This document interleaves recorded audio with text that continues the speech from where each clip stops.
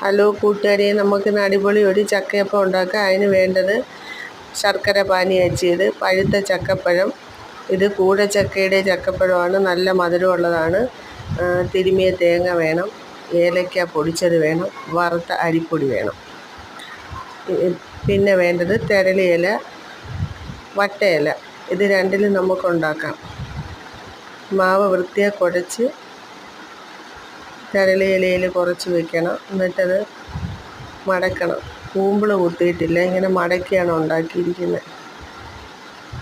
കൂമ്പിൾ കുത്തുന്നത് എനിക്ക് അത്ര ഇഷ്ടമല്ല. മോൾക്ക് തെരളിയില ഇഷ്ടമാണ്, മോന് വട്ടയില ഇഷ്ടം. അതാണ് രണ്ടിലയും എടുത്തത്.